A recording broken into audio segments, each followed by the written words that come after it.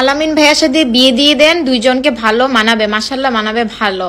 ও আচ্ছা, বাচ্চা তো দুইটা হয় নাই, হয়ে নেক তারপরে চিন্তা ভাবনা করে দেখবো। কি বলো আখি, আগে তোমার দুইটা বাচ্চা হোক।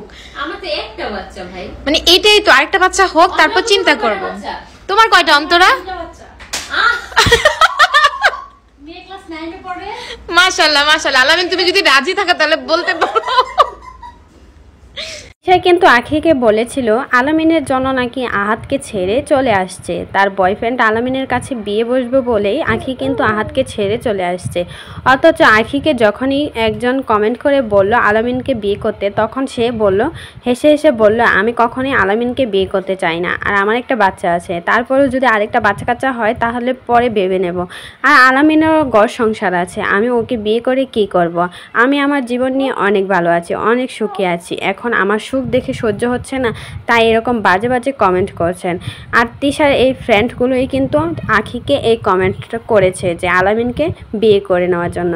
আসলে তিশা যে আখির বিরুদ্ধে মিথ্যা কথা বলেছিল তারই কিন্তু প্রমাণ। সবাই তো এখন তিশাকে বলছে আপনি যেরকম আপনার ফ্রেন্ডগুলো এরকমই নির্লজ্জ আর বেহায়া, তাই তো আখির পিছনে পড়ে পড়ে থাকে। যেমন আপনি সবসময় পড়ে থাকেন, তা না হলে আপনাদের ইনকাম হয় না, সেজন্য আখির পিছনেই পড়ে থাকেন।